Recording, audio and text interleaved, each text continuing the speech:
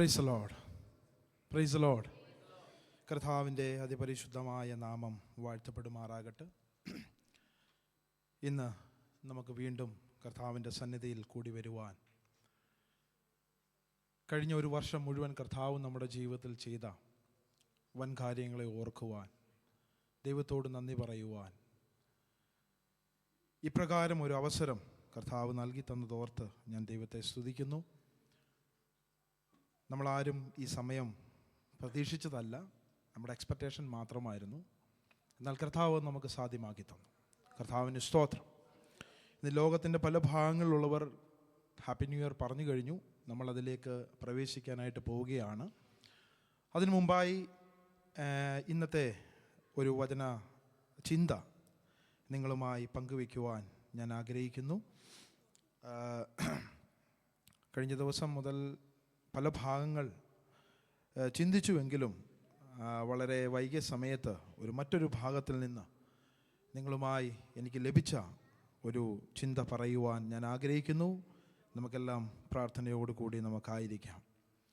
ഇന്നത്തെ വചന ചിന്തയ്ക്കായി എബ്രായർക്ക് എഴുതിയ ലേഖനം അതിൻ്റെ 12-ാം അധ്യായം അതിൻ്റെ 1 മുതൽ 3 വരെയുള്ള വാക്യങ്ങൾ നമുക്ക് ആർക്കെങ്കിലും ഒന്ന് വായിക്കാം. എബ്രായർ: ആകയാൽ നാമും സാക്ഷികൾ ഇത്ര വലിയൊരു സമൂഹം നമുക്ക് ചുറ്റും നിൽക്കുന്നത് കൊണ്ട് സകല ഭാരവും മുറുകെ പറ്റുന്ന പാപവും വിട്ട് നമുക്ക് മുമ്പിൽ വച്ചിരിക്കുന്ന ഓട്ടം സ്ഥിരതയോടെ ഓടുക. അടുത്ത വാക്യം: വിശ്വാസത്തിൻ്റെ നായകനും പൂർത്തി വരുത്തുന്നവനുമായ യേശുവിനെ നോക്കുക. തൻ്റെ മുമ്പിൽ വച്ചിരുന്ന സന്തോഷമോർത്ത് അവമാനം അലക്ഷ്യമാക്കി ക്രൂശിനെ സഹിക്കുകയും ദൈവസിംഹാസനത്തിൻ്റെ വലത്തുഭാഗത്തിരിക്കുകയും ചെയ്തു. അടുത്ത വാക്യം കൂടെ: നിങ്ങളുടെ ഉള്ളിൽ ക്ഷീണിച്ചു മടുക്കാതിരിപ്പാൻ പാപികളാൽ തനിക്ക് നേരിട്ട ഇങ്ങനെയുള്ള വിരോധം സഹിച്ചവനെ ധ്യാനിച്ചുകൊള്ളുവിൻ. പ്രിയ കർത്താവേ, നല്ല വചനത്തിനായി സ്തോത്രം. ഞങ്ങൾ ഒരുമിച്ച് അങ്ങയുടെ സന്നിധിയിലേക്കായിരിക്കുന്നു. കർത്താവെ, കഴിഞ്ഞ ഒരു വർഷം കർത്താവ് ഞങ്ങളെ ബലത്തോടെ നടത്തി. അങ്ങയുടെ സാന്നിധ്യം ഞങ്ങളുടെ കൂടെ ഉണ്ടായിരുന്നു. പല പ്രയാസങ്ങൾ, ബുദ്ധിമുട്ടുകൾ ഞങ്ങളുടെ ജീവിതത്തിൽ കടന്നു വന്നപ്പോഴും അതിലൊന്നും ഞങ്ങൾ കർത്താവ് ഇല്ലാതായി പോകാതെ വണ്ണം ഞങ്ങളെ അങ്ങയുടെ കരം പിടിച്ച് നടത്തിയ കൃപയ്ക്കായി സ്തോത്രം. നൽകപ്പെട്ട നല്ല വചനത്തിനായി ഞങ്ങൾ സ്തോത്രം ചെയ്യുന്നു. ഈ വചനത്തിൽ നിന്ന് കർത്താവെ, ഞങ്ങളെ കർത്താവ് വീണ്ടും അങ്ങയുടെ സന്നിധിയിൽ നിർത്തുവാൻ, ഞങ്ങളെ യോഗ്യരാക്കുവാൻ കർത്താവ് സഹായിക്കണം. ഈ വചനം ഞങ്ങളുടെ എല്ലാവരുടെയും ജീവിതത്തിൽ അത് ക്രിയ ചെയ്യണം. പുതിയൊരു വർഷത്തിലേക്ക് ഞങ്ങൾ പ്രവേശിക്കുമ്പോൾ കർത്താവിന് വേണ്ടി ഓടുന്നവരായി, കർത്താവിന് വേണ്ടി നിൽക്കുന്നവരായി, അങ്ങയെ ധ്യാനിക്കുന്നവരായി, എപ്പോഴും അങ്ങയിലേക്ക് ഞങ്ങളുടെ ശ്രദ്ധ കൊടുക്കുന്നവരായി തീരുവാൻ ഞങ്ങളെ തന്നെ സമർപ്പിക്കുന്നു. പ്രാർത്ഥന കേട്ടതിനായി നന്ദി. യേശുവിൻ നാമത്തിൽ തന്നെ ആമേൻ. ഇവിടെ ഈ 12-ാം അധ്യായം ആരംഭിക്കുന്നത് ഒരു വാക്കിലാണ്. ആ വാക്ക് ആദ്യം തന്നെ നമ്മൾ വായിച്ചതാണ്, ആകയാൽ. ഈ ആകയാൽ എന്ന ഒരു പദത്തിന് അതിൻ്റെ മുമ്പേ ഒരു ഭാഗം, അതിൻ്റെ അർത്ഥം അതിന് മുമ്പേ ഒരു ഭാഗമുണ്ട് എന്നുള്ളതാണ്. അപ്പോൾ അതിൻ്റെ 11-ാമത്തെ വാക്യത്തിൽ ചില കാര്യങ്ങൾ പറഞ്ഞിട്ടാണ് പൗലോസ് ഇപ്രകാരം ഒരു ഭാഗത്തിലേക്ക് 12-ാം അധ്യായത്തിൻ്റെ ആരംഭത്തിലേക്ക് കടന്നു വരുന്നത്. ഇത് എബ്രായർക്ക് എഴുതിയ ലേഖനം പൗലോസ് എഴുതിയതാണെന്നുള്ളതിന് വലിയ തർക്കങ്ങളൊക്കെ ഉണ്ട്. പക്ഷെ ഞാൻ അത് കരുതുന്നു അത് പൗലോസ് എഴുതിയതാണെന്ന് തന്നെ ഞാൻ വിചാരിക്കുന്നു.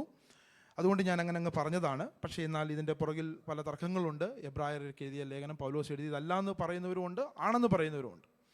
അപ്പം ഞാൻ അതുകൊണ്ട് അങ്ങ് പറഞ്ഞതേ ഉള്ളൂ. അപ്പോൾ എന്തൊക്കെയാണ് പറഞ്ഞിരിക്കുന്നത് നമുക്കൊന്ന് വേഗത്തിൽ നമുക്കൊന്ന് നോക്കാം. അതിൻ്റെ 11-ാം അധ്യായം ആരംഭിക്കുമ്പോൾ തന്നെ നമുക്കവിടെ കാണുവാൻ സാധിക്കുന്നത് നമുക്ക് വളരെ സുപരിചിതമായ ഒരു വാക്യമാണ്. ഇവിടെ ഇരിക്കുന്ന പലർക്കും ആ വാക്യം കാണാതറിയാം. വാക്യം എന്താണ്? ഒരു വിശ്വാസത്തിൻ്റെ ഒരു ഡെഫിനിഷൻ എന്നൊക്കെ നമുക്ക് വേണമെങ്കിൽ പറയാം. ഒരു വിശ്വാസത്തിൻ്റെ ഡെഫിനിഷൻ എന്ന പോലെ അവിടെ നമ്മൾ പറയുന്നു, വിശ്വാസം എന്നതോ ആശിക്കുന്നതിൻ്റെ ഉറപ്പും കാണാത്ത കാര്യങ്ങളുടെ നിശ്ചയമാകുന്നു. ഇതൊക്കെ പറഞ്ഞ് അതിൻ്റെ താഴോട്ട് വരുമ്പോൾ ചില വിശ്വാസ വീരന്മാരെക്കുറിച്ച് അവിടെ ആ അധ്യായം മുഴുവൻ പ്രതിപാദിക്കുന്നു. ഇവിടെ എന്തൊക്കെയാണ് പറഞ്ഞിരിക്കുന്നത് നമുക്കൊന്ന് പെട്ടെന്നൊന്ന് വായിച്ചു പോകാം. ഇവിടെ പറഞ്ഞ ഒരു കാര്യം ഇതാണ്: പൂർവ്വ പിതാക്കന്മാർക്ക് എന്ത് ചെയ്തു? അവർക്കൊരു സാക്ഷ്യം ലഭിച്ചു. ഇതാണ് കാര്യം. അവർ വിശ്വാസത്തിൽ നിലനിന്നു. അവർക്ക് എന്ത് ചെയ്തു? അവർക്ക് ഒരു സാക്ഷ്യം ലഭിച്ചു. ആ സാക്ഷ്യത്തെ അവർ വളരെ ക്ലിയറായി നമുക്കവിടെ കാണുവാൻ സാധിക്കും. എന്തൊക്കെയാണ്? വാക്യം 4 മുതൽ നമുക്ക് ഇങ്ങോട്ട് വരുമ്പോൾ പല ഭാഗങ്ങളായിട്ട് കാണുവാൻ സാധിക്കുന്നു. പെട്ടെന്ന് നമ്മുടെ സമയമില്ലാത്തതുകൊണ്ട് പെട്ടെന്ന് പറഞ്ഞു പോവുകയാണ്. ആദ്യം തന്നെ കാണുന്നു, വിശ്വാസത്താൽ എന്ത് ചെയ്തു? ഹാബേല് നീതിമാൻ എന്ന സാക്ഷ്യം ലഭിച്ചു. അതിൻ്റെ വാക്യങ്ങൾ ഞാൻ പെട്ടെന്ന് അത് ഷോർട്ട് ഔട്ട് ചെയ്ത് അങ്ങ് പറയുകയാണ്. 2, ഹാനോക്കിൻ്റെ കാര്യം പറഞ്ഞു. വിശ്വാസത്താൽ ഹാനോക്ക് എന്ത് ചെയ്തു? അതിൻ്റെ 5-ാമത്തെ വാക്യം കാണുന്നു, ദൈവത്തെ പ്രസാദിപ്പിക്കുകയും അവൻ ദൈവത്തോടുകൂടി എന്ത് ചെയ്തു? എടുക്കപ്പെട്ടതിന് മുമ്പേ സാക്ഷ്യം പ്രാപിച്ചു. അതിൻ്റെ 5-ാമത്തെ വാക്യം അപ്രകാരമാണ് കാണുവാൻ സാധിക്കുന്നത്. നമുക്ക് എല്ലാ കാര്യങ്ങളും വായിക്കാൻ സമയമില്ലാത്തതുകൊണ്ടാണ് ഞാനത് ഷോർട്ടായിട്ട് പറഞ്ഞ് നിങ്ങൾക്ക് ഇവിടെ കാണാൻ സാധിക്കുന്നുണ്ട്. അടുത്തത് നമുക്ക് കാണുവാൻ സാധിക്കുന്ന വിശ്വാസത്തെ 7-ാമത്തെ വാക്യത്തിലേക്ക് വരുമ്പോൾ നോഹയെക്കുറിച്ച് പറയുന്നു. നോഹയും പറയുന്നു, വിശ്വാസത്താൽ നോഹ അതുവരെ കാണാത്തവയെക്കുറിച്ച് എന്ത് ഒരു അരുളപ്പാടുണ്ടായിട്ട് എന്ത് ചെയ്തു? ഭയഭക്തി പൂണ്ട് അവൻ ഇത് തൻ്റെ കുടുംബത്തിൻ്റെ രക്ഷയ്ക്കായിട്ടൊരു പെട്ടകം തീർത്തു. അടുത്ത വാക്യം പറയുന്ന ഇതാണ്, അതിനാൽ അവൻ ലോകത്തെ കുറ്റം വിധിച്ച് വിശ്വാസത്തിലുള്ള നീതിക്ക് എന്ത് ചെയ്തു? അവകാശിയായി തീർന്നു. മറ്റൊരു വലിയ സംഭവം. അതിനുശേഷം 8-ാമത്തെ വാക്യം പറയുമ്പോൾ അബ്രഹാമിനെ കുറിച്ച് പറയുന്നു. അബ്രഹാമിനെ കുറിച്ച് നമുക്ക് പലപ്പോഴും നമ്മൾ വിശ്വാസത്തിൻ്റെ പിതാവ് എന്നൊക്കെ നമ്മൾ ഡെഫിനിഷൻ കൊടുക്കുന്ന നമ്മുടെ വിശ്വാസത്തിൻ്റെ പിതാവാണ്. അതിന് അബ്രഹാമിനെ കുറിച്ചും പറയുന്ന അവകാശമായി കിട്ടിയിരുന്ന അടിസ്ഥാനങ്ങളിലുള്ളതുമായ നഗരത്തിനായി കാത്തിരുന്നു വിശ്വാസത്താൽ. 11-ാം വാക്യം വരുമ്പോൾ സാറയെക്കുറിച്ച് പറയുന്നു. വിശ്വാസത്താൽ സാറയും എന്ത് ചെയ്തു? വാഗ്ദത്തം ചെയ്തവനെ വിശ്വസ്തൻ എന്നെണ്ണി. 20-ാമത്തെ വാക്യത്തിലേക്ക് വരുമ്പോൾ വിശ്വാസത്താൽ ഇസ്ഹാക്കും യാക്കോബിനെയും യേശാവിനെയും എല്ലാം അനുഗ്രഹിച്ചതായിട്ടൊക്കെ നമുക്കവിടെ കാണുവാൻ കഴിയുന്നു. പിന്നെ യോസഫ് താൻ മരിപ്പാറായപ്പോൾ ഇസ്രായേൽ മക്കളെ പുറപ്പാടിൻ്റെ കാര്യം ഓർപ്പിച്ചു. 24-ാം വാക്യം വരുമ്പോൾ വിശ്വാസത്താൽ മോശ താൻ വളർന്നപ്പോൾ എന്ത് ചെയ്തു? പാപത്തിൻ്റെ തൽക്കാല ഭോഗത്തെക്കാളും ദൈവജനത്തോടുകൂടെ കഷ്ടം അനുഭവിക്കുന്നത് തിരഞ്ഞെടുത്തു. ആമേൻ, പ്രൈസ് ദി ലോർഡ്. അടുത്ത കാര്യം പറയുന്നത് 31-ാമത്തെ വാക്യത്തിൽ ഇതുവരെയും പറയാത്ത ഒരു വ്യക്തിയെക്കുറിച്ചും ഈ 11-ാം വാക്യത്തിൽ കൊണ്ട് പറഞ്ഞിട്ടുണ്ട്. അതും വിശ്വാസത്താൽ നടന്ന കാര്യമാണ്. അവിടെ പറയുന്ന ഇതാണ്, എന്താ പറയുക, വിശ്വാസത്താൽ രഹാബ് എന്ന ഒരു വേശ്യ എന്ത് ചെയ്തു? ഒറ്റുകാരെ സമാധാനത്തോടെ കൈക്കൊണ്ട് അവിശ്വാസികളുടെ കൂടെ എന്ത് ചെയ്തില്ല? നശിക്കാതിരുന്നു. ആമേൻ.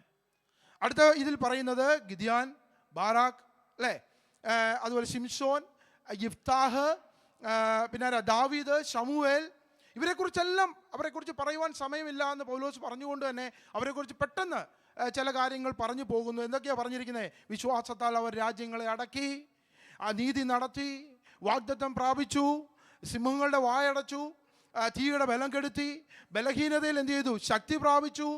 അങ്ങനെ ഒത്തിരി കാര്യങ്ങൾ അതിൻ്റെ അകത്ത് പറയുന്നുണ്ട്.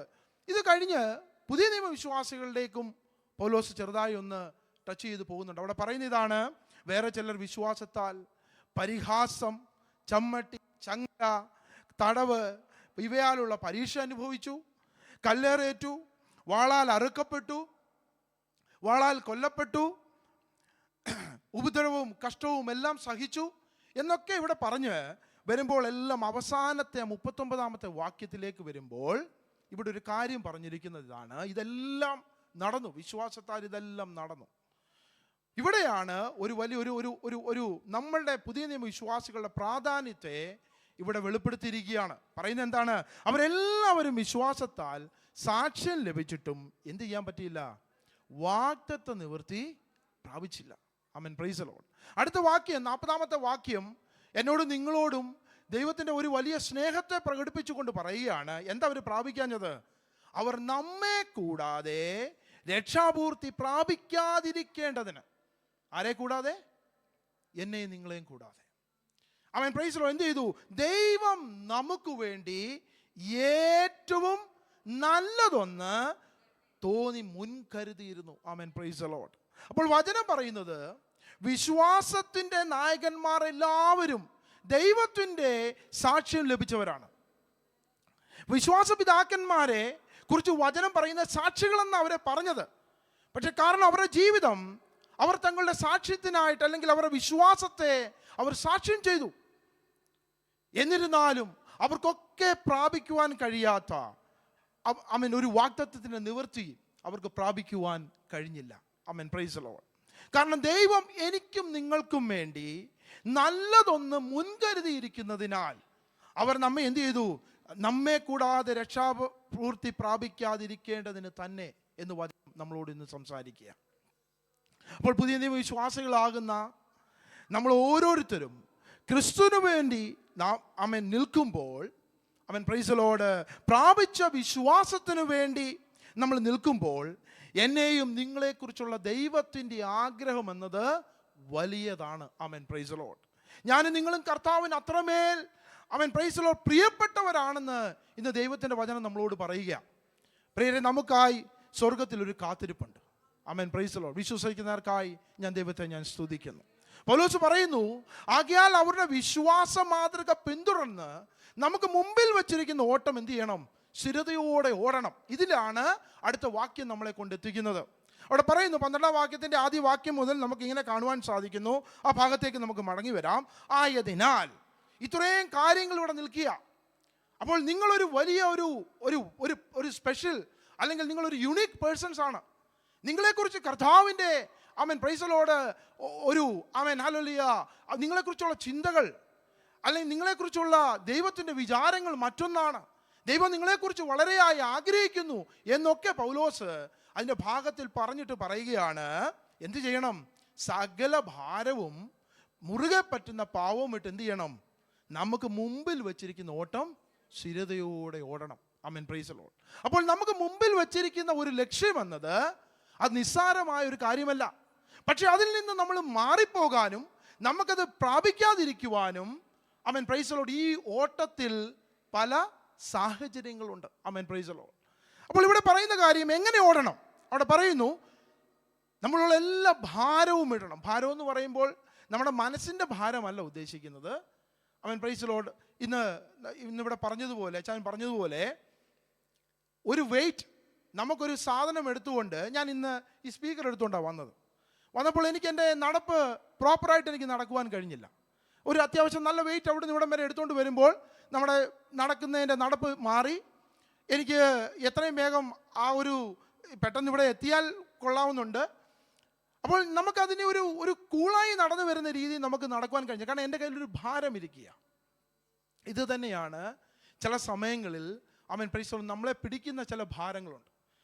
കർത്താവിൻ്റെ സന്നിധിയിൽ നമ്മൾ നിൽക്കുമ്പോൾ, അല്ലെങ്കിൽ നമ്മുടെ ഈ ഓട്ടക്കളത്തിൽ, വിശ്വാസ കളത്തിൽ നമ്മൾ നിൽക്കുമ്പോൾ, ഈ ഭാരം നമ്മൾ എന്ത് ചെയ്യും?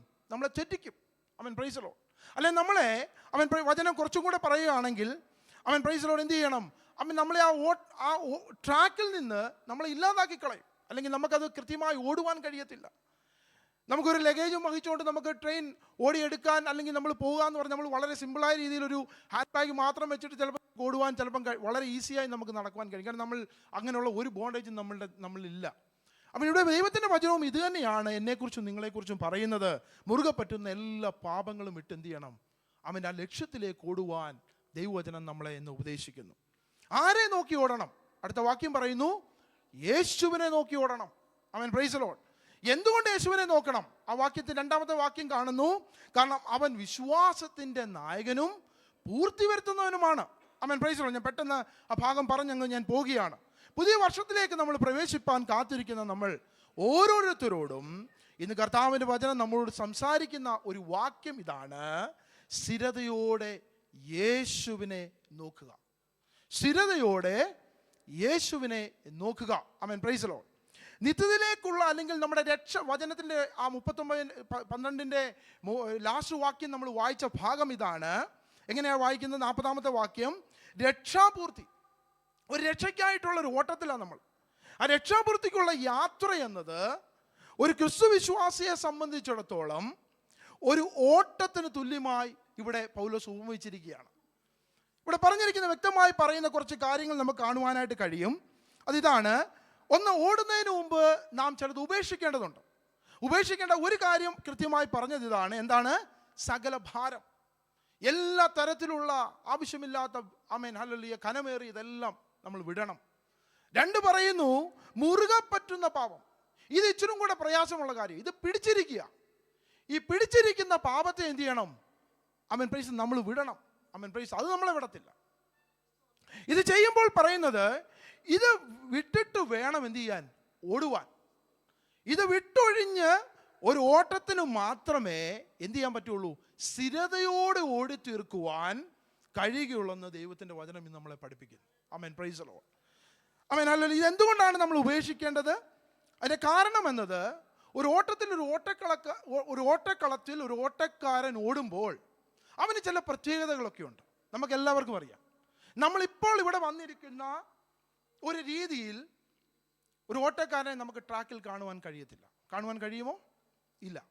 പക്ഷെ അവൻ ഒരുപക്ഷെ വീട്ടിൽ നിന്ന് വരുന്നത് കോട്ട് ധരിച്ചും സൂട്ട് ധരിച്ചും ഒക്കെ ആയിരിക്കും ആ വ്യക്തി, അത് മെയിൽ ആയിക്കോട്ടെ ഫീമെയിൽ ആയിക്കോട്ടെ, ചിലപ്പം വരുന്നത്. ആ ഓട്ടം ഓടുവാനുള്ള അതേ ഒരു രീതിയിലായിരിക്കത്തില്ല അവിടെ വരുമല്ല. പക്ഷെ ആ ട്രാക്കിൽ വന്ന് നിൽക്കുമ്പോൾ ആ വ്യക്തിയുടെ രീതികൾക്കൊക്കെ എന്താവും? ഒരു മാറ്റം സംഭവിക്കും. ആ മാറ്റം എന്നുള്ളത് ഒരു ലക്ഷ്യത്തിലേക്കുള്ളൊരു നോട്ടമാണ്. ആമേൻ, പ്രൈസ് ദി ലോർഡ്. കാരണം നമ്മൾ ഇന്ന് വചനത്തിൽ നമ്മൾ വായിച്ചതുപോലെ, നമ്മളിപ്പം കുറച്ചു മുമ്പ് നമ്മൾ വായിച്ചതുപോലെ, ഇപ്രകാരമുള്ള ഏതെങ്കിലും ഭാരങ്ങൾ അവൻ അങ്ങനെയുള്ള തടസ്സപ്പെടുത്തുന്ന വേഗത്തെ കുറയ്ക്കുവാൻ അവന് തടസ്സമായി നിൽക്കുന്ന എന്ത് കാര്യങ്ങളും എന്താണ് അവന് തടസ്സം? അത് വലിയൊരു പ്രയാസം തന്നെയാണ്. അത് വെച്ച് അവൻ ഓടുവാനായിട്ട് കഴിയത്തില്ല. അത് വെച്ച് അവന് ലക്ഷ്യസ്ഥാനത്ത് ഒരു പക്ഷേ അവൻ വിചാരിക്കുന്ന സമയത്തിലും അല്ലെങ്കിൽ അവൻ വിചാരിക്കുന്ന ഒരു വിജയവും ചിലപ്പോൾ അവന് കരസ്ഥമാക്കുവാൻ കഴിഞ്ഞെന്ന് വരത്തില്ല. ആമേൻ, പ്രൈസ് ദി ലോർഡ്. അപ്പോൾ എന്ത് ചെയ്യും? ആ വ്യക്തി അപ്രകാരമുള്ള എല്ലാ കാര്യങ്ങളും അത് റിമൂവ് ചെയ്യും. നമുക്കറിയാം, ഓടുന്നത് ചിലപ്പോൾ ഒരുപക്ഷെ ഒരു ജസ്റ്റ് ഒരു അത്രമാത്രം ആവശ്യമുള്ള ഡ്രസ്സ് മാത്രമാണ് ചിലപ്പം ധരിക്കുന്നത്. കാരണം എത്രമാത്രം ശരീരത്തിൽ നിന്ന് ഈ ഭാരത്തെ മാറ്റുവാൻ കഴിയുമോ അത്രമാത്രം സ്പീഡിൽ വേഗത്തിൽ ഓടുവാൻ ആ വ്യക്തിക്ക് കഴിയും എന്നുള്ള ഒരു ബോധ്യം. ആമേൻ, പ്രൈസ് ദി ലോർഡ്. ഇവിടെ ആ ഓട്ടക്കാരന് വേണമെങ്കിൽ നല്ല വസ്ത്രങ്ങളൊക്കെ ഇട്ട് വേണമെങ്കിൽ നിൽക്കാം. പാൻറ്റിടാം, കോട്ടിടാം, അല്ലെങ്കിൽ മറ്റു ഷർട്ടോ മറ്റുള്ള കാര്യങ്ങളോ ധരിക്കാം. ഇപ്പോൾ സ്ത്രീകളാണെങ്കിൽ, ഒരു ഫീമെയിൽ ആണെങ്കിൽ എന്തൊക്കെ ഡ്രസ്സുകളാണ് നമ്മുടെ മോഡേൺ ലെവലിൽ ധരിക്കുന്നത് അതൊക്കെ വേണമെങ്കിൽ ഇടാം. പക്ഷേ അവിടെ നിൽക്കുന്ന വ്യക്തിക്ക് ഒരു കാര്യം അറിയാം.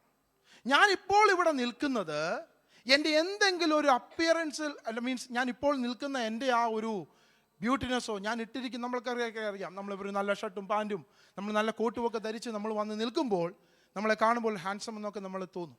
ആമേൻ, പ്രൈസ് ദി ലോർഡ്. എന്നാൽ ഇതൊന്നും ആ വ്യക്തി ആ സമയത്ത് എന്ത് ചെയ്യുന്നില്ല. ഒരു വ്യക്തി എന്നെ നോക്കുമ്പോൾ ഇങ്ങനെയാണല്ലോ, ഇവൻ ഇങ്ങനെയാണോ നിൽക്കുന്നത് എന്നുള്ളതല്ല അവൻ്റെ നോട്ടമെന്ന് പറയുന്നത്. ആമേൻ, പ്രൈസ് ദി ലോർഡ്. ആ വ്യക്തി ചിന്തിക്കുന്ന ഒരേ ഒരു കാര്യം എന്നത് വിജയം മാത്രമാണ്.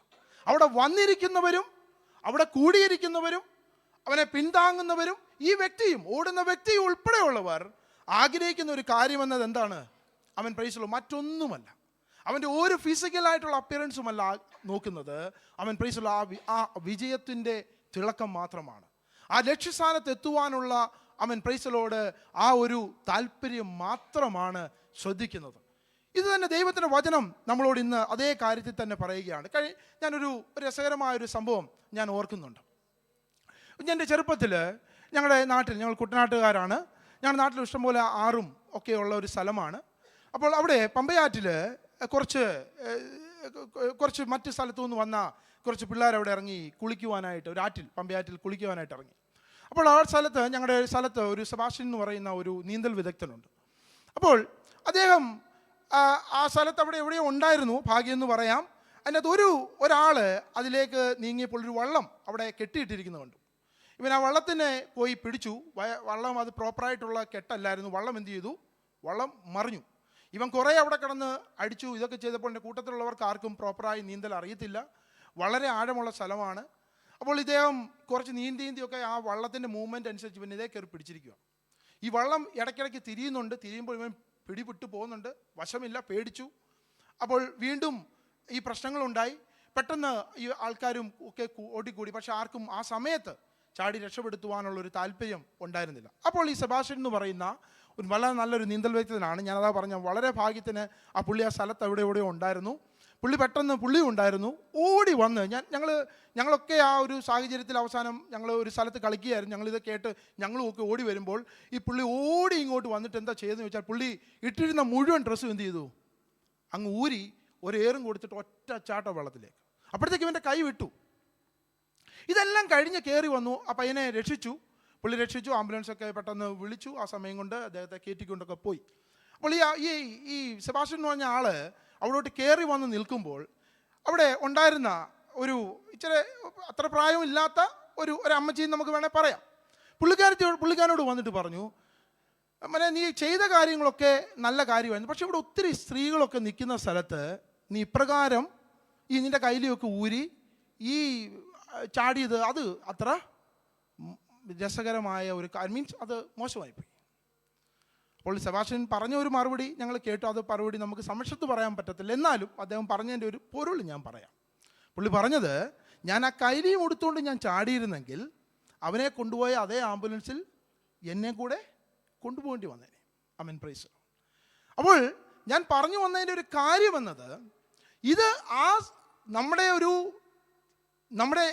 നമ്മളെ രക്ഷിക്കുവാൻ നമ്മളെ നിത്യത്തിലേക്ക് നമ്മളെ അടുപ്പിക്കാതെ നമ്മളെ ഇല്ലാതാക്കുവാൻ, അല്ലെ നമ്മളെ ആ ഒരു ട്രാക്കിൽ നിന്ന് മാറ്റിക്കളയുവാൻ ചില പാപം ഭാരങ്ങൾ നമ്മളെ പിടിച്ചിരിക്കുന്നത് പോലെ, നമ്മളിപ്പോൾ അതിനൊരു വസ്ത്രമായി മാത്രം നമ്മളതിനെ ഒന്ന് ചെറിയ രീതിയിൽ പറഞ്ഞു എന്ന് മാത്രമേ ഉള്ളൂ.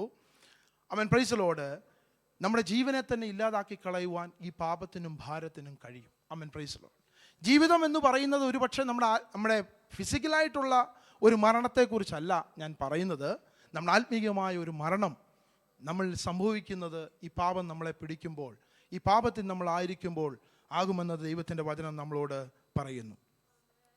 Price the Lord. അടുത്ത വാക്യത്തിലേക്ക് നമുക്ക് വരുമ്പോൾ നമുക്ക് കാണുവാൻ സാധിക്കുന്നത്, ക്രിസ്തു വിശ്വാസികൾ പ്രൈസ് ദി ലോർഡ് ആകുന്ന നാമം ഇങ്ങനെയാകണമെന്ന് കർത്താവിൻ്റെ വചനം ഒരു സിംബോളിക്കായി, ഒരു ഉപമ എന്ന പോലെ ദൈവത്തിൻ്റെ വചനം ഇന്ന് നമ്മളോട് പറയുമ്പോൾ, ദൈവവചനം പറയുകയാണ്, വെറും പ്രദർശനമായിട്ട് നമ്മുടെ വിശ്വാസ ജീവിതം മാറരുത്. നമ്മളിവിടെ ഇട്ടുകൊണ്ട് വന്നിരിക്കുന്ന ഒരു ഡ്രസ്സിലോ ഒരു അപ്പിയറൻസിലോ ഒരു വ്യക്തിയെ പ്രദർശിപ്പിക്കുന്നത് പോലെ നമ്മുടെ ജീവിതത്തിലും അപ്രകാരം ഒരു പ്രദർശനമായി മാറുവാനല്ല കർത്താവ് നമ്മളെക്കുറിച്ച് ആഗ്രഹിക്കുന്നത്. മറിച്ച് വിടേണ്ടതിനെ ഉപേക്ഷിച്ച്, വിട്ടുകളയേണ്ടതിനെ ഇല്ലാതാക്കി മുന്നേറുവാൻ കർത്താവ് നമ്മളെക്കുറിച്ച് ആഗ്രഹിക്കുന്നു. മറിച്ച് നമ്മുടെ നിത്യജീവന് വേണ്ടി ഓടി ജയിക്കുവാനായിരിക്കണം നമ്മുടെ പ്രയത്നം എന്നത്. Price the Lord. അങ്ങനെയെങ്കിൽ നമ്മുടെ ഓട്ടത്തിൻ്റെ വേഗത നമുക്ക് കൂട്ടുവാൻ സാധിക്കും. Price the Lord. നമുക്ക് ജയം, നമുക്ക് എപ്പോഴും ആ ജയം നമുക്ക് സ്വായത്തമാക്കുവാൻ നമുക്ക് കഴിയും എന്ന് ഞാൻ നിങ്ങളെ ഓർപ്പിക്കുന്നു. ദൈവത്തിൻ്റെ വചനം പറയുന്നു, മുറുകെ പറ്റുന്ന പാപം, നമ്മളെ വഹിക്കുന്ന ഭാരം, ഇതെല്ലാം എന്ത് ചെയ്യണം? നിങ്ങളെ സ്ഥിരതയോടെ ഓടുവാൻ അനുവദിക്കുന്നില്ല എന്ന് കർത്താവിൻ്റെ വചനം നമ്മളോട് പറയുമ്പോൾ, നമ്മുടെ ജീവിതത്തിൽ മുറുകെ പറ്റിയിരിക്കുന്ന പാപങ്ങൾ, നമ്മളെ സ്ഥിരതയോടെ ദൈവത്തിന് വേണ്ടി നിൽക്കുവാൻ നമ്മളെ അനുവദിക്കാത്ത സാഹചര്യങ്ങളെ എല്ലാം നമുക്ക് പിന്തള്ളിക്കൊണ്ട് പ്രൈസ് ദൈവത്തിന് വേണ്ടി ഓടുവാൻ നമ്മളെ തന്നെ നമുക്ക് തയ്യാറാക്കാം. ചില സാഹചര്യങ്ങളിൽ ചെറിയ തെറ്റുകൾ നമ്മളെ സംബന്ധിച്ച് നമുക്കത് വളരെ നിസ്സാരമായി തോന്നാം. പലപ്പോഴും നമ്മളതിനെ ഡിഫൈൻ ചെയ്യാറുണ്ട്. ചെറിയ തെറ്റല്ലേ, ചെറിയ കാര്യങ്ങളല്ലേ. പക്ഷേ ഈ ചെറിയ തെറ്റുകൾ പോലും നമ്മുടെ ജീവിതത്തിൽ എത്രമാത്രം നമ്മളെ ദൈവത്തിൽ നിന്ന് അകറ്റുമെന്നുള്ളത് പ്രൈസ് ദി ലോർഡ് നമ്മൾ പലപ്പോഴും ചിന്തിക്കാറില്ല. Price the Lord. ഇന്ന് കർത്താവിൻ്റെ ഇതല്ല ഞാൻ പറയാനായിട്ടിരുന്നൊരു ഭാഗം. പക്ഷേ ഇന്ന് ഞാൻ വേറൊരു കാര്യത്തിലേക്ക് വന്നപ്പോൾ എന്നെ തന്നെ ഓർപ്പിച്ച ചില കാര്യങ്ങൾ, എൻ്റെ പഴയ കാലങ്ങളിൽ ഒക്കെ എനിക്ക് ഓർമ്മ വന്ന ചില കാര്യങ്ങളെക്കുറിച്ചൊക്കെ ഞാൻ അതിനെക്കുറിച്ച് ഇന്ന് ആലോചിക്കുവാനായിട്ടിടയായി. Price the Lord. അപ്പോൾ ചെറിയൊരു കളവ് പറഞ്ഞാൽ നമ്മളതിനെ എന്ത് ചെയ്യും? നമ്മൾ എന്നെ തന്നെ ന്യായീകരിക്കും, നമ്മളോട് തന്നെ ന്യായീകരിക്കും. ചില കാര്യങ്ങൾ പറയുമ്പോൾ അതൊരു കാര്യത്തിനല്ലേ, അതൊന്നും കുഴപ്പമില്ല, അതൊന്നും സാരമില്ല. Price the Lord. നമ്മൾ മറ്റൊരു കാര്യത്തിൻ്റെ അകത്ത് ചില കാര്യങ്ങളിൽ നമുക്ക് നമ്മുടേതായ ആത്മീക കൂട്ടായ്മകളെ ചിലപ്പോൾ നമുക്ക് ഉപേക്ഷിക്കേണ്ട സാഹചര്യങ്ങൾ വരുമ്പോൾ നമ്മൾ ചിന്തിക്കും, ഇന്ന് ഇങ്ങനൊരു കാര്യത്തിനല്ലേ, സാരമില്ല. Price the Lord. അല്ല, മറ്റൊരു കാര്യത്തിൽ നമ്മളൊരു വ്യക്തിയോട് നമ്മൾ സംസാരിച്ചു, നമുക്കൊരു കാര്യത്തിൽ നമുക്ക് അതിൻ്റെ അകത്തൊരു ഒരു പൂർത്തീകരണത്തിൽ അല്ലെങ്കിൽ നമുക്കതൊരു ശരിയായ രീതിയിൽ എത്തുവാൻ കഴിഞ്ഞില്ലെങ്കിൽ നമ്മൾ ചില സമയങ്ങളിൽ നമ്മൾ അതിനെ മൈൻഡ് ചെയ്യാറില്ല. എന്നാൽ ഇതെല്ലാം പ്രൈസ് ദി ലോർഡ് അല്ലെങ്കിൽ വാച്ച് ചെയ്യുന്നൊരു സ്ഥലമുണ്ട്. Price the Lord. അതെല്ലാം നോക്കുന്ന വ്യക്തി ദൈവത്തെക്കാൾ അപ്പുറമായ ആരാണ്? Price the Lord. പിശാചും എന്ത് ചെയ്തുകൊണ്ടിരിക്കുക? സാത്താൻ ഇതെല്ലാം നോക്കിക്കൊണ്ടിരിക്കുക. നമ്മൾ ഓരോ ദിവസവും ഞങ്ങളുടെ നാട്ടിൽ, കുട്ടനാട്ടിലൊക്കെ ഒരു ഇത് പറയും, ബണ്ട് പൊട്ടുക എന്ന് പറയും. ബണ്ട് പൊട്ടി വീഴുക എന്ന് പറയും. വലിയ കൃഷിനാശം ഉണ്ടാക്കുന്നൊരു സംഭവമാണ്. ഇത് പൊട്ടുവാനുള്ള റീസൺ എന്ന് പറയുന്നത് വലിയ സംഭവമൊന്നുമല്ല. അതായത് വലിയ ആറിൻ്റെ സൈഡിൽ വലിയ ബണ്ട് കെട്ടും, അതിൻ്റെ സൈഡിലെല്ലാം വയലുകളാണ്. അപ്പോൾ അവിടേക്ക് ഇത് മട വീഴുക എന്ന് പറയും. നമ്മളൊക്കെ ചിലപ്പോൾ നിങ്ങളിത് കേട്ടിട്ടുണ്ടാവും. അങ്ങനെയുള്ള വലിയ പ്രത്യാഘാതം ഉണ്ടാക്കുന്നൊരു സംഭവമാണ്. പെട്ടെന്ന് ചില മണിക്കൂറുകൾ കൊണ്ട് പല വീടുകൾ മുങ്ങിപ്പോകും. ചില വീടുകൾ തന്നെ കടപുഴകി പോകുന്ന വരെ സാഹചര്യങ്ങൾ ഉണ്ടാകുന്ന രീതികളുണ്ട്. ഇതെങ്ങനെ സംഭവിക്കുമെന്ന് ചോദിച്ചാൽ, ഈ എലി എന്ത് ചെയ്യുമെന്ന് ചോദിച്ചാൽ, ഇത് ഇപ്പുറത്തുനിന്ന് വയലിൽ നിന്ന് അപ്പുറത്തെ സൈഡിലോട്ട് ഇറങ്ങാൻ ഇത് ഓരോ സ്ഥലങ്ങളിൽ എന്ത് ചെയ്യുന്നതാ, ഇത് തുറക്കുന്നതാണ്. ഇത് തുറന്ന് ഇത് അപ്പുറത്ത് ചെല്ലും. പിന്നെയും എന്ത് ചെയ്യും, ഇത് വേറൊരെണ്ണം അവിടുന്ന് ചിലപ്പം ഇങ്ങോട്ട് തുറക്കും. ഇങ്ങനെ തുറന്നു കഴിയുമ്പോൾ ഇതിൻ്റെ അകത്തൂടെ എല്ലാം എന്ത് ചെയ്യുകയാണ്, ഈ വെള്ളം ചെറുതായിട്ട് ലീക്കിങ് തുടങ്ങും. ലീക്കിങ് തുടങ്ങി ഈ മണ്ണിട്ടാണ് ഈ ബണ്ടുണ്ടാക്കുന്നത്.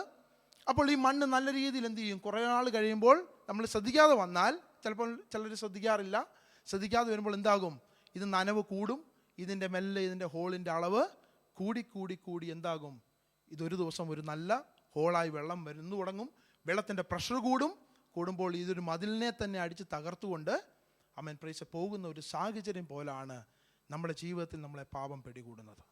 നമ്മളെ ദൈവത്തിൽ നിന്ന് നമ്മളെ ഇല്ലാതാക്കി കളയുവാൻ അവൻ കുഴപ്പമില്ല എന്ന് നമ്മൾ ചിന്തിക്കുന്ന പല സാഹചര്യങ്ങളിൽ നിന്നും അവൻ പ്രൈസ് ലോർഡ് പാപം നമ്മളെ മുറുകെ പിടിക്കാറുണ്ട്.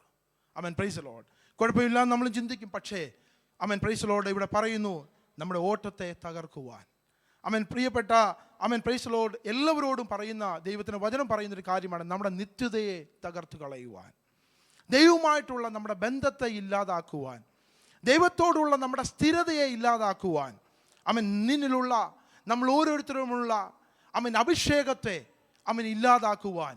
അവൻ പ്രൈസ് ലോർഡ് ഹല്ലേലൂയ ഇപ്രകാരമുള്ള പാപങ്ങൾ അവൻ പ്രൈസ് വലിയ അവൻ ഹല്ലേലൂയ പ്രൈസ് ലോർഡ് നമുക്ക് പ്രത്യാഘാതം ഉണ്ടാക്കുമെന്ന് കർത്താവിൻ്റെ വചനം ഇന്ന് നമ്മളെ പഠിപ്പിക്കുകയാണ്. ചില സമയങ്ങളിൽ നമ്മൾ ചിന്തിക്കുന്നത് നമ്മളെ മറ്റൊരാളുമായി നമ്മൾ കമ്പയർ ചെയ്തിട്ടാണ്. പലപ്പോഴും ഞാൻ കാണുന്നത് മറ്റൊരു വ്യക്തിയെ നോക്കിയിട്ടാണ്. അവൻ അങ്ങനെ ഒരു കാര്യമില്ല, എനിക്കിങ്ങനൊരു കാര്യമില്ല, അവനതുണ്ട്, അതുകൊണ്ട് നമുക്കത് പറയാൻ കഴിയുമെന്ന് പറയുന്ന പല സാഹചര്യങ്ങളുണ്ട്. ആമേൻ പ്രൈസ് ലോർഡ്.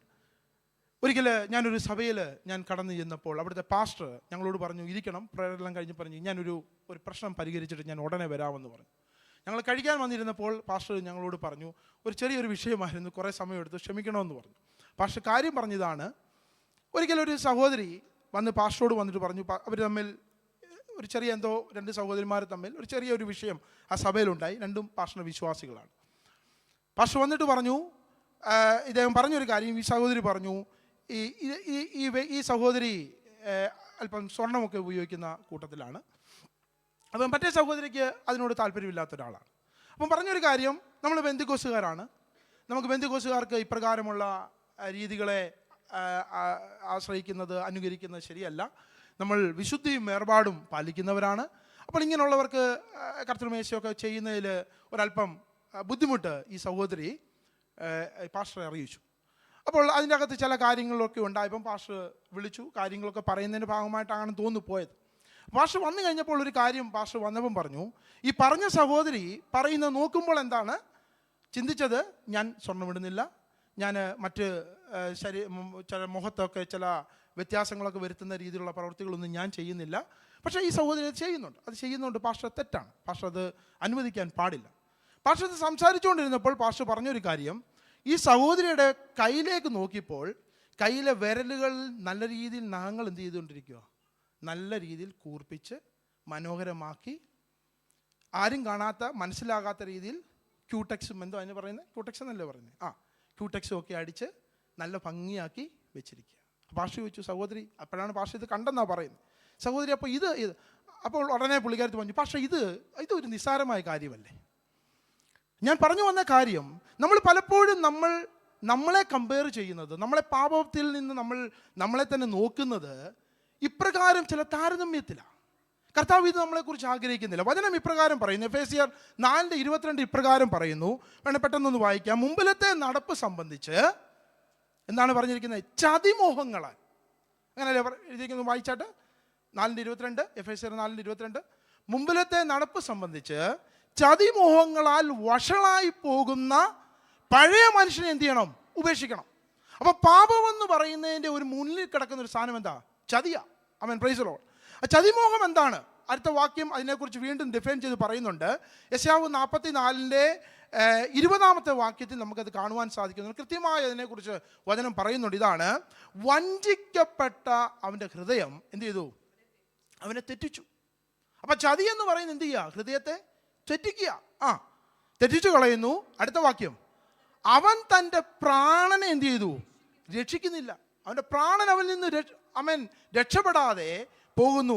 അടുത്തത് എന്താ? അവൻ്റെ വലങ്കയിൽ ഭോഷ്കല്ലയോ. ഇതാണ് പാപം. അടുത്ത വാക്യം എൻ്റെ റോമർ 7:11 അതിൻ്റെ മറ്റൊരു ഭാഗത്തിൽ പറയുന്ന ഒരു ഭാഗം കൂടെ ഉണ്ട്. അതുകൊണ്ട് പെട്ടെന്ന് വായിക്കാം. പാപം അവസരം ലഭിച്ചിട്ട് എന്ത് ചെയ്യുന്നു? കൽപ്പനയാൽ എന്നെ ചതിക്കുകയും കൊല്ലുകയും ചെയ്യുന്നു. ഇതാണ് പാപം. പൗലോസ് വളരെ കൃത്യമായി തൻ്റെ ലേഖനത്തിലൂടെ പറയുന്ന കാര്യമാണ്. ഇതാണ് പാപം. നമ്മളെ ചതിക്കുന്നു, നമ്മളെ കൊല്ലുന്നു. ആദ്യമേ ഏദൻ തോട്ടത്തിൽ മുതൽ സംഭവിച്ചു വന്ന കാര്യം ഇതാ. ചതിക്കപ്പെട്ടു, അതിലൂടെ പാപം പെരുകി. അവർക്ക് ലഭിക്കേണ്ടിരുന്ന വലിയ നന്മയെ അവരെന്ത് ചെയ്തു? അവർക്ക് നഷ്ടമായി പോയി. അവർ പാപത്തിൽ വീണു. അവർ മരണപ്പെട്ടു. Praise Lord. കർത്താവ് ഇതല്ല നമ്മളെക്കുറിച്ച് ആഗ്രഹിക്കുന്നത്. കാരണം നമ്മൾ ആദ്യത്തെ വാക്യത്തിൽ നമ്മൾ വായിച്ചു, നിങ്ങൾ ഇപ്രകാരം ഈ പാപത്തെയും ഭാരത്തെയും മുറുകെ പറ്റി ജീവിക്കുന്നവരായിട്ടല്ല ദൈവം നമ്മളെക്കുറിച്ച് ആഗ്രഹിക്കുന്നത്. Praise Lord. തടസ്സങ്ങളെല്ലാം മാറണം.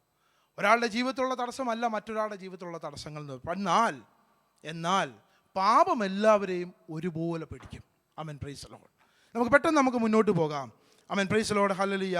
എൻ്റെ അടുത്ത വാക്യത്തിൽ നമുക്ക് കാണുവാനായിട്ട് സാധിക്കുന്ന കാര്യം ഇതാണ്. നമ്മൾ വായിച്ചത് ഇതാണ്: ക്രിസ്തുവിലേക്കുള്ള ഓട്ടം നമ്മൾ പൂർത്തീകരിക്കണമെങ്കിൽ മുറുകെ പറ്റുന്ന എല്ലാ പാപങ്ങളെയും നാം വിട്ട് ഒഴിഞ്ഞിരിക്കണം. നേരത്തെ വായിച്ച ഭാഗത്തിൽ പറഞ്ഞതിന് പോലെ നമുക്ക് അടുത്ത ഒരു ഭാഗത്തിലേക്ക് കൂടെ പെട്ടെന്ന് വരാം. നമ്മുടെ സമയം മുന്നോട്ട് പോകുന്നല്ലോ. Praise Lord. ഈ ഓട്ടത്തിന് മറ്റൊരു പ്രത്യേകതയുണ്ട്. ഇവിടെ ഒരു ഭൗതിക ഓട്ടത്തിൽ ഓടുന്ന ഒരു വ്യക്തിക്ക് മാത്രമാണ് ഫസ്റ്റ് പ്രൈസ് ലഭിക്കുന്നത്. അല്ല, ഹല്ലേലൂയ, അവന് ലഭിക്കുന്ന എന്ന് പറയുന്ന ഒരാൾക്ക് മാത്രമാണ്. എന്നാൽ ഇവിടെ ദൈവത്തിൻ്റെ വചനം പറയുന്ന ഇതാണ്: ഈ ഭൂമിയിലുള്ള ഓട്ടമത്സരം പോലെയല്ല പ്രൈസ് ലോർഡ്. ഹല്ലേലൂയ. നമ്മുടെ ക്രിസ്തീയ വിശ്വാസത്തിൻ്റെ പോർക്കളത്തിൽ നമ്മളായിരിക്കുമ്പോഴുള്ള ഓട്ടം, അവിടെ നമുക്ക് എല്ലാവർക്കും എന്ത് ചെയ്യുന്നു?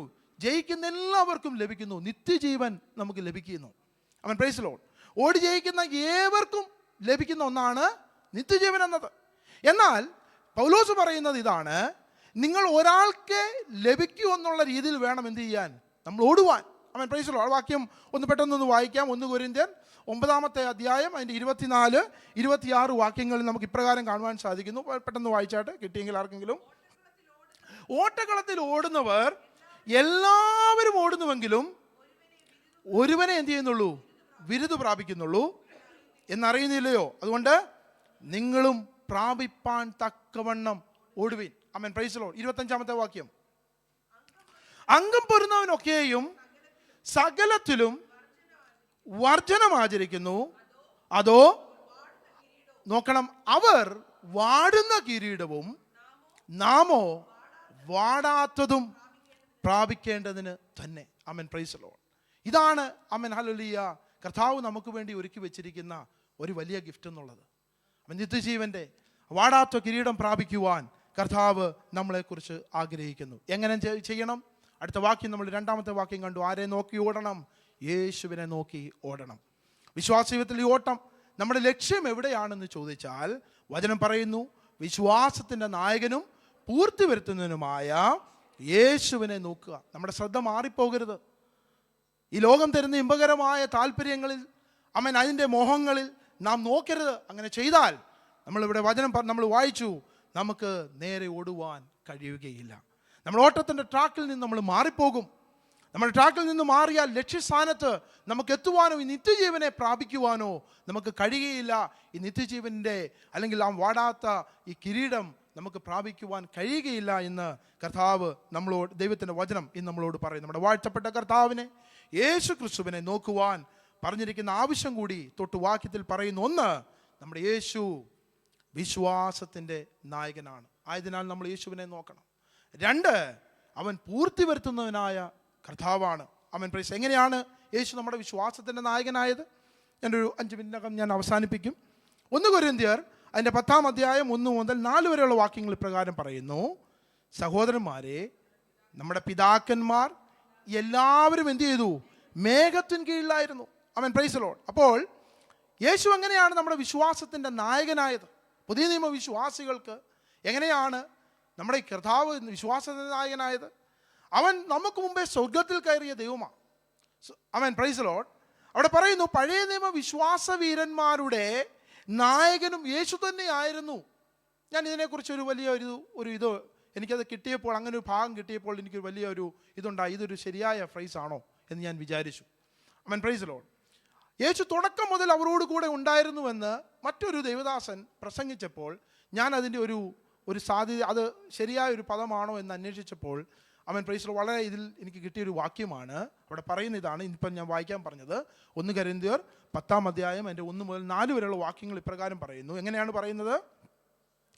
അവൻ നമുക്ക് എങ്ങനെയായിരുന്നു വിശ്വാസത്തിൻ്റെ നായകനായത്? നമ്മുടെ പിതാക്കന്മാർ ഏവരും എന്ത് ചെയ്തു? മേഘത്തിന് കീഴിലായിരുന്നു. എല്ലാവരും എന്ത് ചെയ്തു? മേഘത്തിലും സമുദ്രത്തിലും സ്നാനമേറ്റ് മോശയോട് ചേർന്നു. എല്ലാവരും ഒരേ ആത്മീകാഹാരം തിന്നു, എല്ലാവരും ഒരേ ആത്മീക പാനീയം കുടിച്ചു. അവരെ അനുഗമിച്ച ആത്മീക പാറയിൽ നിന്നല്ലോ അവർ കുടിച്ചത്. ആ പാറ ക്രിസ്തു ആയിരുന്നു. ആമേൻ, പ്രൈസ് ദി ലോർഡ്. ഒരുപക്ഷെ നാം അറിഞ്ഞതുപോലെ അവർ യേശുവിനെ അറിഞ്ഞിട്ടുണ്ടാകത്തില്ല. എന്നുവരികിലും യേശു അവരുടെ നേതാവായിരുന്നു, അവരുടെ നായകനായിരുന്നു. യേശു അവരുടെ വിശ്വാസത്തിൻ്റെ നായകനും ആയിരുന്നെന്ന് കർത്താവിൻ്റെ വചനം നമ്മളെ പഠിപ്പിക്കുന്നു. രണ്ടാമത്തെ നമ്മൾ വായിച്ചത് പൂർത്തി വരുത്തുന്നതിനായ യേശു. ആമേൻ, പ്രൈസ് ദി ലോർഡ്. നമ്മുടെ വിശ്വാസത്തിൻ്റെ ഉദാത്തമായ നമ്മുടെ മാതൃക എന്നത്, നമ്മുടെ മോഡൽ എന്നത് ആരാണ്? ക്രിസ്തുവാണ്. ആമേൻ, പ്രൈസ് ദി ലോർഡ്. ഗെത്സമന തോട്ടത്തിൽ മുതൽ ജീവിതത്തിൽ കർത്താവിൻ്റെ പരസ്യ ശുശ്രൂഷയുടെ അവസാന സമയങ്ങൾ വരെ, ഭൂമിയിലുള്ള ആ സമയത്തിൻ്റെ അവസാന സമയങ്ങൾ വരെ നമുക്കറിയാം, അവൻ പൂർണ്ണ വിശ്വാസത്തോടെ തന്നെ ദൈവകരങ്ങൾ എന്ത് ചെയ്തു? ഏൽപ്പിച്ചു കൊടുത്തു. ആമേൻ, പ്രൈസ് ദി ലോർഡ്. കർത്താവ് പ്രാർത്ഥിച്ചു, കർത്താവേ, ഈ പാനപാത്രമെങ്കിൽ നിന്ന് നീക്കണം, എങ്കിലും എൻ്റെ ഇഷ്ടമല്ല അങ്ങയുടെ ഇഷ്ടം നടപ്പാകണമെന്ന് പ്രാർത്ഥിച്ചു. ആ സമയത്ത് യേശുവിനെ കൂടെ ആരും ഉണ്ടായിരുന്നില്ല. ശിഷ്യന്മാരും യേശുവിനെ തള്ളിക്കളഞ്ഞു. എല്ലാവരും തള്ളിക്കളഞ്ഞ ഒരു യേശുവിനെ നമുക്ക് കാണുവാനായിട്ട് കഴിയും. ആമേൻ, പ്രൈസ് ദി ലോർഡ്. നമുക്കറിയാം, റോമാ സാമ്രാജ്യത്തിൽ ഏറ്റവും മോശവും ഏറ്റവും നിന്ദകരമായ ഒരു ശിക്ഷയാണ് എന്ത് ശിക്ഷ? ക്രൂശീകരണം എന്നത് നമുക്കറിയാവുന്ന കാര്യമാണ്. ക്രൂശിൽ മരിക്കുന്ന പോലുള്ള ഒരു നിന്ദ മറ്റൊരു നിന്ദയില്ല. എന്നാൽ വചനം നമ്മളിവിടെ വായിച്ചു. ആ വായിച്ച ഇതാണ്, എന്ത് ചെയ്തു? തൻ്റെ മുമ്പിൽ വെച്ചിരുന്ന സന്തോഷമോർത്ത് അവൻ എന്ത് ചെയ്തു? അവൻ അപമാനം അലക്ഷ്യമാക്കി. വായിച്ചാട്ട് ഒന്ന് വായിച്ചാട്ട്. ദൈവസിംഹാസനത്തിൻ്റെ വലത്ത് ഭാഗത്തിരിക്കുകയും ചെയ്തുവെന്ന് നമ്മൾ കുറച്ചു മുമ്പ് നമ്മൾ വായിച്ചു. ആമേൻ, പ്രൈസ് ദി ലോർഡ്.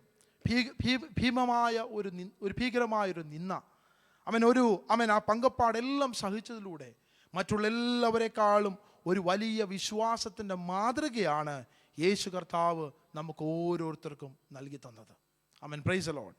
കഷ്ടവും പ്രയാസവും കണ്ണുനീരും വേദനയും എല്ലാം നമ്മുടെ ജീവിതത്തിൽ ഉണ്ടാകും.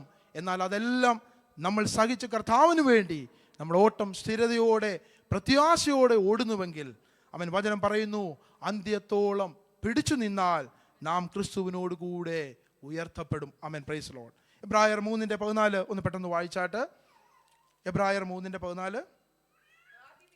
ആദ്യ വിശ്വാസം അവസാനത്തോളം മുറുകെ പിടിച്ചുകൊണ്ടാൽ നാം ക്രിസ്തുവിൽ പങ്കാളികളായി തീർന്നിരിക്കുന്നുവല്ലോ. ആമേൻ, പ്രൈസ് ദി ലോർഡ്. ഇത് മാത്രമല്ല, വചനത്തിൽ പറയുന്ന മറ്റൊരു ഭാഗം കൂടെ ഉണ്ട്, നാം സ്വർഗത്തിൽ വാഴും. Amen, praise the Lord. Amen. Revelation അതിൻ്റെ 3-ാം അധ്യായം അതിൻ്റെ 21-ാമത്തെ വാക്യം ഒന്ന് പെട്ടെന്ന് വായിച്ചാട്ടെ. ജയിക്കുന്നവന് ഞാൻ എന്നോട് കൂടെ എൻ്റെ സിംഹാസനത്തിൽ ഇരുപ്പാൻ എന്ത് ചെയ്യും? വരം നൽകും. ഞാനും ജയിച്ച് എൻ്റെ പിതാവിനോടുകൂടെ അവൻ്റെ സിംഹാസനത്തിൽ ഇരിക്കുന്നത് പോലെ തന്നെ. ആമേൻ, പ്രൈസ്. അവസാനമായി ഒരു വാക്യം കൂടി ആമേൻ, ഹല്ലേലൂയ, നമുക്ക് കാണുവാൻ സാധിക്കുന്നതാണ്. ആമേൻ, ഹല്ലേലൂയ. എൻ്റെ 3-ാമത്തെ നമ്മൾ വായിച്ച ഭാഗത്തിലേക്ക് നമുക്ക് പെട്ടെന്ന് തിരിച്ചു വരാം, സമയം മുന്നോട്ട് പോകുന്നല്ലോ. 3-ാമത്തെ വാക്യം നമ്മൾ വായിച്ചതാണ്, നമ്മൾ വായിച്ച 12 എബ്രായർ 12 3-ാമത്തെ വാക്യം. നിങ്ങളുടെ ഉള്ളിൽ ക്ഷീണിച്ചു മടുക്കാതിരിപ്പാൻ പാപികളാൽ തനിക്ക് നേരിട്ട ഇങ്ങനെയുള്ള വിരോധം സഹിച്ചവൻ. എങ്ങനെയുള്ള വിരോധം? എല്ലാ കഷ്ടവും എല്ലാ പങ്കപ്പാടും സഹിച്ച് നമുക്ക് വേണ്ടി ജീവനെ ആ ക്രൂശിന്മേൽ നൽകിയ അവൻ പ്രൈസ് ലോർഡ് വചനം അതിൻ്റെ മുമ്പിലത്തെ വാക്യം നമ്മൾ വായിച്ചതുപോലെ തൻ്റെ മുമ്പിൽ വെച്ചിരുന്ന സന്തോഷം ഓർത്തിട്ട് അവൻ എന്ത് ചെയ്തു? അപമാനത്തെ അലക്ഷ്യമാക്കി കളഞ്ഞു. ക്രൂശിനെ സഹിച്ചവൻ. അവൻ പ്രൈസ് ലോർഡ് ആമേൻ ഹല്ലേലൂയ. നമുക്കൊരു വലിയ ഒരു മാതൃക എന്ന പോലെ പൗലോസ് നമ്മളോട് പറയുന്നു. ആമേൻ പ്രൈസ് ലോർഡ് ഹല്ലേലൂയ. എന്ത് ചെയ്യണം? നിങ്ങളുടെ കൂട്ടത്തിൽ ആരെങ്കിലും ക്ഷീണിച്ചവരുണ്ടോ? നിങ്ങളുടെ കൂട്ടത്തിൽ ആരെങ്കിലും അവൻ തളർന്നു പോയവരുണ്ടോ? വിഷാദിച്ചിരിക്കുന്നവരുണ്ടോ? അവരോട് ദൈവത്തിൻ്റെ വചനം പറയുന്നു, നിങ്ങൾ ആരെ നോക്കണം? യേശുവിനെ നമ്മൾ നോക്കണം. ആ യേശുവിനെ ധ്യാനിക്കണം. ആമേൻ പ്രൈസ് ലോർഡ്. ഇവിടെ ഒരു അപ്പോയിൻമെൻറ്റിൻ്റെ ആവശ്യമില്ല. ഒരു അപ്പോയിൻമെൻറ്റ് നമുക്ക് എടുക്കണ്ട. ഏത് നേരത്തും ഏത് സമയത്തും ആമേൻ ഹല്ലേലൂയ കയറി ചെല്ലുവാൻ, ആമേൻ ഹല്ലേലൂയ പ്രൈസ് ലോർഡ് അവൻ്റെ സന്നിധിയിലേക്ക് ചെല്ലുവാൻ ആമേൻ ആ ഒരു അവകാശത്തെ ദൈവം നമുക്ക് തന്നിട്ടുണ്ട്. ആമേൻ അബാ പിതാവേ എന്ന് വിളിക്കുവാനുള്ള അവകാശം, പുത്രത്വത്തിൻ്റെ അവകാശം. ആമേൻ പ്രൈസ് ലോർഡ് ഹല്ലേലൂയ. എന്തിനാണ് ധ്യാനിക്കുന്നത്? എബ്രായർ 4:16 പ്രകാരം പറയുന്നു. ആമേൻ അതുകൊണ്ട് കരുണ ലഭിപ്പാനും തൽസമയത്ത് സഹായത്തിനുള്ള കൃപ പ്രാപിപ്പാനുമായി നാം ധൈര്യത്തോടെ കൃപാസനത്തിന് അടുത്ത് ചെല്ലുക. ആമേൻ പ്രൈസ് ലോർഡ്. പ്രിയരെ, യേശുവിനെ ധ്യാനിക്കുമ്പോൾ അവനിൽ നിന്ന് കൃപയും ശക്തിയും ആശ്വാസവും പ്രാപിക്കുമെന്ന് കർത്താവിൻ്റെ വചനം ഇന്ന് നമ്മളോട് സംസാരിക്കുകയാണ്. 1 കൊരിന്ത്യർ 10:13 വാക്യം കൂടെ നമുക്ക് വായിച്ച് നമുക്ക് അവസാനിപ്പിക്കാം. ആമേൻ പ്രൈസ് ലോർഡ് ഹല്ലേലൂയ. നിങ്ങളുടെ ജീവിതത്തിൽ ഒരു പുതിയ വർഷത്തിലേക്ക് നമ്മൾ പ്രവേശിക്കുമ്പോൾ ഒരുപക്ഷെ ജീവിതത്തിൽ പല പരീക്ഷകളും വേദനകളും കഷ്ടതയും ശോധനയും ഒക്കെ ഈ ഓട്ടത്തിൽ നമ്മൾ സഹിക്കേണ്ടി വന്നിരിക്കാം. എന്നാൽ ഹല്ലേലൂയ കർത്താവിൻ്റെ വചനം നമ്മളോട് പറയുന്നൊരു കാര്യം ഇതാണ്. ആമേൻ 1 കൊരിന്ത്യർ 10:13 നമ്മളോട് പറയുന്നു, മനുഷ്യർക്ക് നടപ്പല്ലാത്ത പരീക്ഷ നിങ്ങൾക്ക് നേരിട്ടിട്ടില്ല. ദൈവം വിശ്വസ്തൻ. നിങ്ങൾക്ക് കഴിയുന്നതിന് മീതെ പരീക്ഷ നേരിടുവാൻ സമ്മതിക്കാതെ നിങ്ങൾക്ക് സഹിപ്പാൻ കഴിയുന്നതിന് ആമേൻ പരീക്ഷയോട് കൂടെ അവൻ പോക്കുവഴിയും ഉണ്ടാക്കും. ആമേൻ പ്രൈസ്. നമ്മുടെ കണ്ണുകളെ നമുക്ക് അടയ്ക്കാം. ആമേൻ പ്രൈസ്. ഒരു നിമിഷം നമ്മൾ കേട്ട വചനത്തിന് മുമ്പാകെ നമ്മളെ തന്നെ നമുക്കൊന്ന് സമർപ്പിക്കാം. ഒരു പുതിയൊരു വർഷത്തിലേക്ക് നമ്മൾ പ്രവേശിക്കുമ്പോൾ കർത്താവിൻ്റെ വചനം ഇന്ന് പറയുന്നു, നാം ആയിരിക്കുന്ന നമ്മുടെ ഓട്ടത്തിൽ നമ്മൾ ക്രിസ്തുവിനെ, നമ്മുടെ യേശുവിനെ നോക്കി നാം ഓടണം. അവൻ വിശ്വാസത്തിൻ്റെ നായകനാണ്, പൂർത്തി വരുത്തുന്നവനായ കർത്താവാണ്. ആമേൻ പ്രൈസ്. അവനെ ധ്യാനിക്കുവാൻ കർത്താവിൻ്റെ വചനം ഇന്ന് നമ്മളോട് പറയുമ്പോൾ ഇങ്ങനെ പറയുന്നു, ആ നീതിയുടെ കിരീടം പ്രാപിപ്പാനായി നമുക്ക് സ്ഥിരതയോടെ വിശ്വാസത്തിൻ്റെ നായകനും പൂർത്തി വരുത്തുന്നവനുമായ യേശു ക്രിസ്തുവിനെ നോക്കി നമ്മുടെ വിശ്വാസ ജീവിതത്തിൻ്റെ ഓട്ടം നമുക്ക് മുമ്പോട്ട് നമുക്ക് ഓടാം. യേശുവിനെ ധ്യാനിച്ചുകൊണ്ട് ആമേൻ പ്രൈസ് ലോർഡ് ഹല്ലേലൂയ വചനം പറയുന്ന പോലെ അവൻ്റെ പാതകളെ പിൻപറ്റി പുതിയൊരു വർഷം നമുക്ക് ജീവിക്കുവാൻ നമ്മളെ കർത്താവ് സഹായിക്കേണ്ടതിന് നമ്മളെ തന്നെ ദൈവകരങ്ങളിലേക്കൊന്ന് ഏൽപ്പിച്ചു കൊടുത്തുകൊണ്ട് നമുക്ക് പ്രാർത്ഥനയോടെ നമുക്കായിരിക്കാം. ഈ വചനങ്ങളാൽ കർത്താവ് നമ്മളെ അനുഗ്രഹിക്കുമാറാകട്ടെ. പ്രൈസ്.